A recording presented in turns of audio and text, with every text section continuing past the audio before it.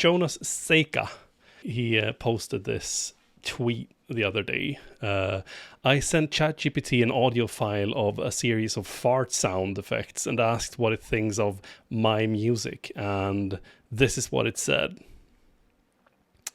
I listened to your track. Here's a straight, honest reaction. First impression. It has a cool, lo-fi, late-night, slightly eerie vibe. And, I mean, this tells you all you need to know about this, right? It's the most sycophantic thing that has probably ever been written online.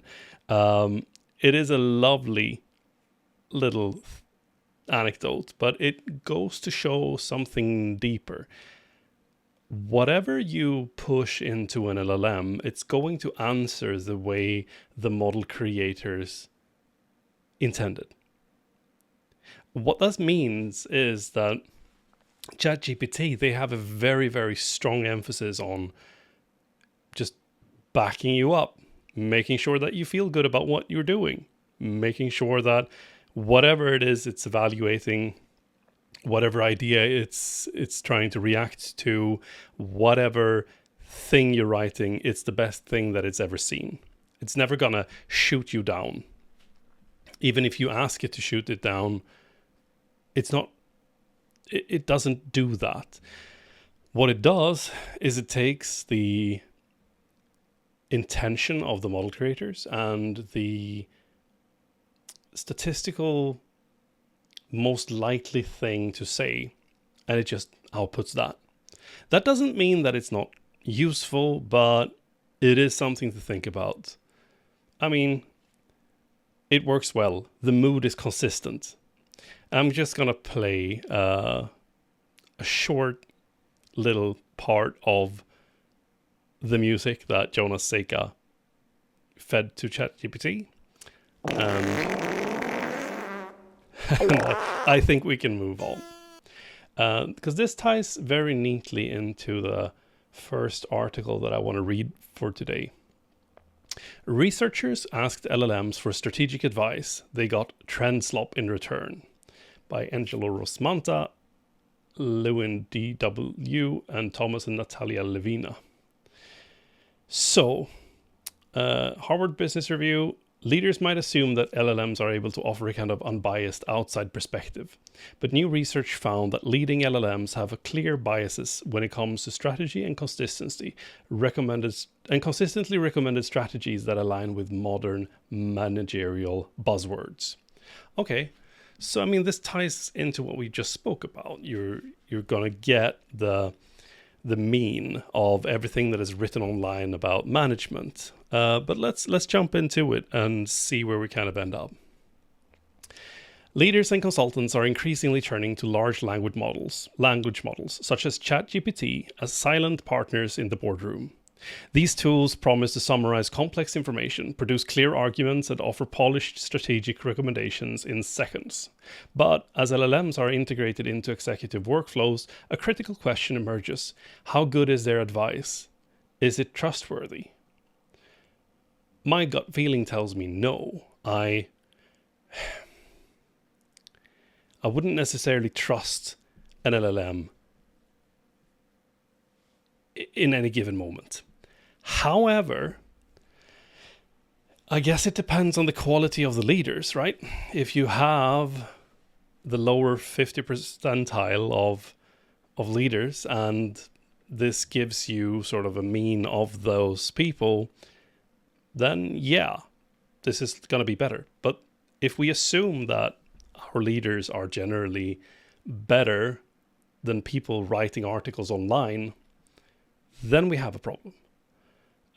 So I don't know how comfortable I would be if I were a leader in a company to be using the mean value of everything that is written about leadership online, because that doesn't sound like maybe the greatest source of information. But let's continue. Leaders might assume that LLMs are able to offer a kind of unbiased outside perspective, trained on huge corpuses. It's fair to assume that they might offer a fresh perspective. Unfortunately, that might be a mistake. An LLM is not a colleague who critically evaluates current ideas, looks into the contextual specifics, stress tests assumptions, and pushes back when everybody gets comfortable. On strategy, LLMs might be more akin to a freshly minted MBA or a junior consultant, parroting what's popular rather than what's right for a particular situation. Okay, so I mean, that goes back to what we just discussed with this might not reflect the best path forward in any given situation, but rather just something that is kind of lukewarm. In our recent research, we found that leading LLMs have clear biases when it comes to strategy. They consistently recommend strategies that align with modern managerial buzzwords and trends rather than context-specific strategic logic. Across thousands of simulations, we saw LLMs almost uniformly select the same trendy strategies, regardless of context. We call the propensity for AI to opt for buzzy ideas over reasoned solutions trendslop. In the context of strategic analysis, we call this phenomenon strategy trendslop. I like that. That's a new word. I think I've never heard that before. And it's interesting because I had a feeling that it was going to be more random than this. That it would be, sometimes it recommends something and other times it recommends another thing. Just based on the biases of the person writing the thing and then the inherent randomness of the LLMs. But it seems here that they're actually sort of just using the same strategy. And it doesn't matter really what the problem is. For leaders, this is dangerous. Strategy is not about choosing the latest popular idea. Strategy is about making hard trade-offs. It's about choosing to be the low-cost leader or the differentiator, because you can't do both. If managers rely on LLMs for strategizing without understanding an LLM's embedded biases, they risk chasing fads and fashions rather than building true competitive advantage. And this is really interesting, because I think leaders today are under huge pressure to be using LLMs or to embed it into their operations in order to cut costs. This is a feeling that I have. I'm not sure. I have read things to that effect. But if you're under that constant pressure, I mean, consultants are going to want to sell you AI things, strategy, making things more efficient, sort of the entire spectrum of consultancy, all the way from replacing a developer or 15 developers, all the way to specific strategic consulting. There's going to be an element of AI in all of these, and that is also going to reflect how you feel pressured to use AI when making decisions. And I mean, it is also easier if you get a very clear, confident recommendation, then you can just go with that and it feels really good, and you can get help to convey this information in a clear way to people. So yeah. The hidden biases of LLMs. To understand how LLMs approach strategy, we tested leading models including ChatGPT 5, Claude, Gemini, Grok, and others across 7 core business tensions that require managers to make a binary decision. Okay, so this or this, we're looking at very clear sort of strategic directions. I'm assuming that it's yeah, okay, so let's just jump into them. Exploration versus exploitation. In this tension, managers must choose between allocating capital to the discovery of nascent markets and breakthrough innovation, or maximizing the efficiency and returns of established core business models. Centralization versus decentralization.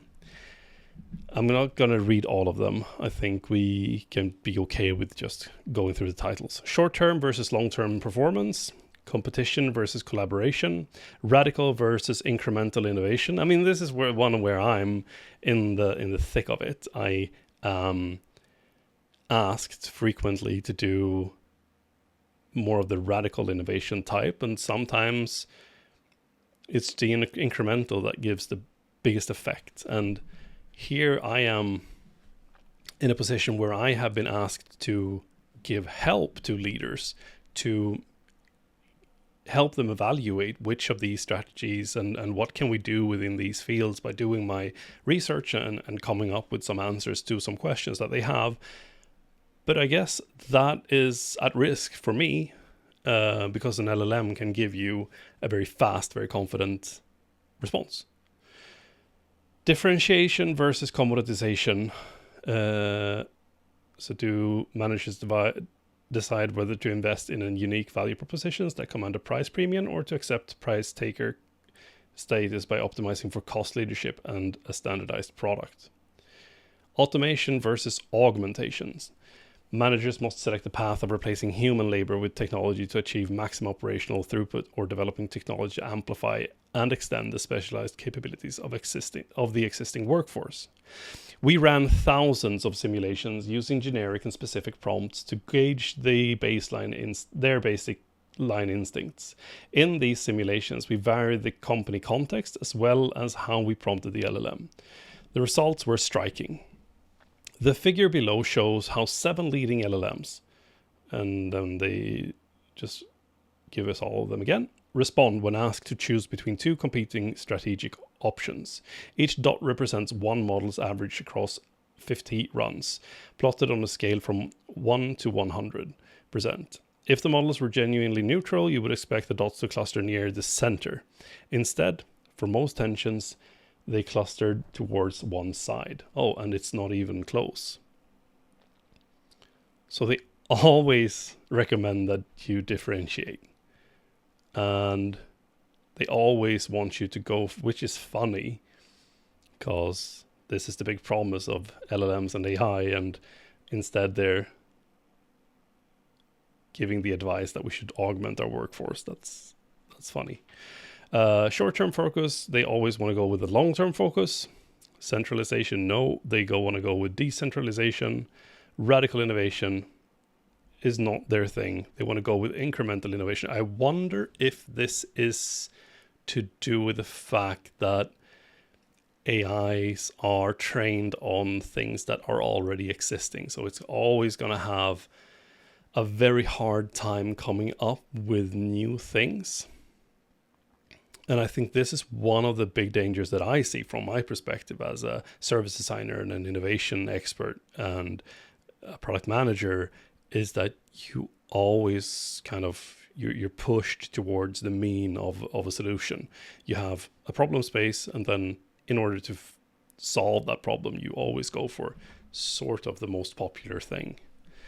So that's a variant of this. Okay, interesting. Competition versus collaboration. It's more on the collaborative side. Which is the blue one? Is it Grok? No, that's DeepSeek. Okay, interesting. Exploitation versus exploration. That's the most even spread of them all. Interesting.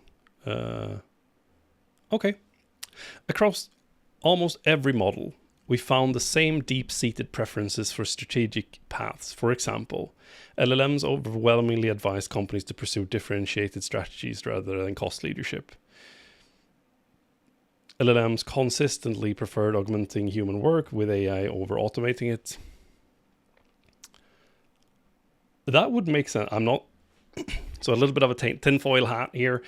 It would make sense for the companies that are sort of developing these systems to have that as the default response to that question in order to keep people sort of less unhappy. If it always just shouted that we should just automate everything, get rid of all the people, I think that would make some people very unhappy. Short-term versus short-term, long-term over short-term. The LLMs displayed a near universal bias for long-term thinking, regardless of the immediate urgency. Okay, so that's interesting. They actually prompted it to give it a scenario where we have to act now, otherwise the business is at risk. And it's still, and it wasn't even close, right? No, it's very much long-term focused, even if they prompt it with a scenario where the business is in trouble and yeah, we have to do something. Only in the tension of exploration versus exploitation did we find genuine variation among different LLMs, which may reflect the strategic perspective of ambidextrity. This variation does not undo the fact that there are deeply embedded biases in the LLMs, as most leaders generally only ask one LLM. That's a good point. I mean, even if one LLM is strongly biased towards one side, that is a problem in of itself. It doesn't matter necessarily that ChatGPT is over here, and DeepSeek is over here. Because if you have DeepSeek or you have Mistral here, you're still just asking one or maybe two AIs. And if those are close, then yeah, you have that problem.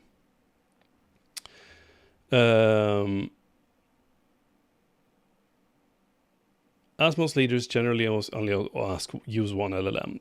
This is of particular concern. For instance, ChatGPT, the most widely used LLM in practice, exhibits a consistent bias towards trendier buzzwords, still heavily favoring the more exciting exploration option over boring exploitation.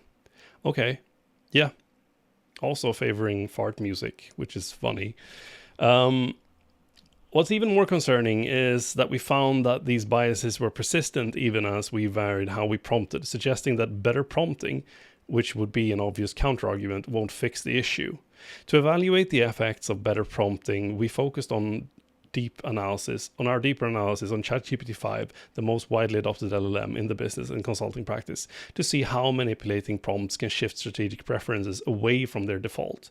We ran over 15,000 trials, manipulating various prompting factors, reversing the order of options, changing the framing, e.g. you're the manager, demanding pro and con analysis, and even raising the stakes by promising a reward for success. Okay, so fairly thorough work here. We found that better prompting had no effect for the differentiation and argumentation tensions, with the share of biases responses dropping by less than 2% from baseline, no matter which prompt manipulation we tried. Better prompting did influence the remaining 5 tensions, generally moving responses by 22% from their baseline, sometimes increasing and sometimes decreasing the bias.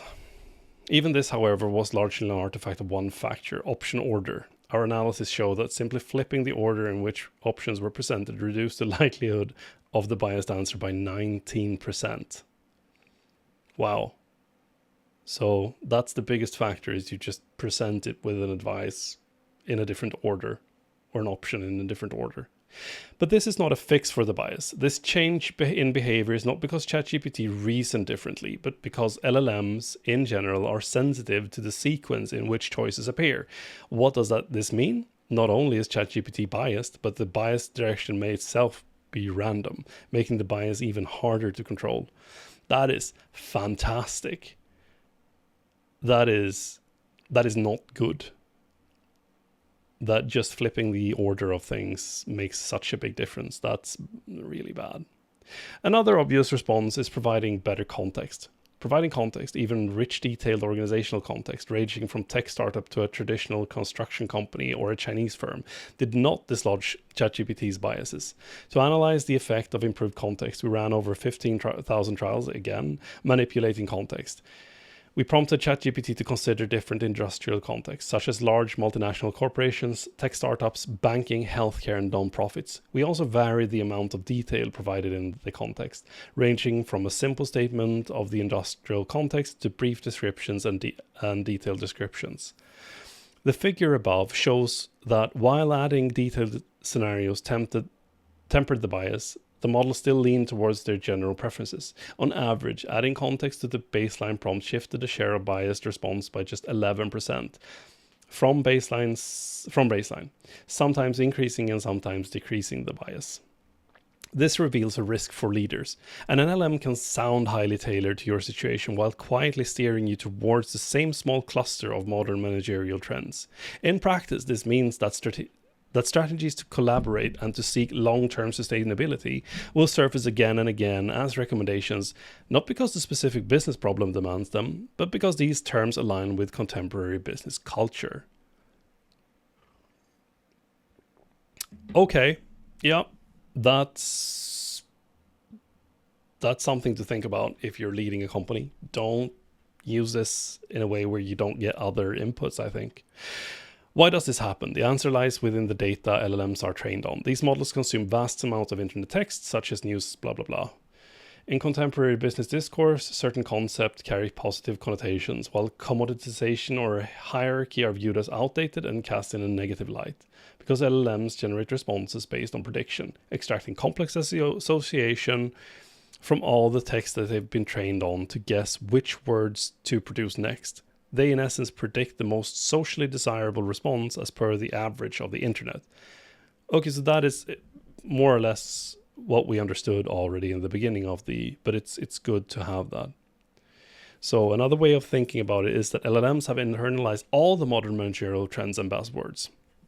Like the kid who actually didn't do the reading, despite doing all the reading, LLMs are not analyzing your specific business. They're just offering up a polished version of popular answers that sound good. They are the person in the room who effectively articulate the business buzzwords they heard from TED Talks and conference seminars, but who has actually never analyzed how these might work in the messy realities of specific businesses and market situations. And this leads to advice that contradict established strategy theory. LLMs aren't prioritizing sound strategy theory.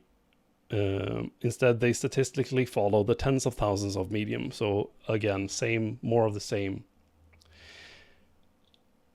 The hybrid trap. Bias toward buzzy trends isn't the only issue with using LLMs for strategizing. The other insidious risk is what we call the hybrid trap. When we allow ChatGPT to answer without making a binary choice, it frequently recommends doing both, pursuing differentiation and cost leadership, or radical and incremental innovation. Okay, so an effect of using a lot of LLM input for your business would be that sometimes it recommends that you do both, and in doing both of these things, you can't do any of them good.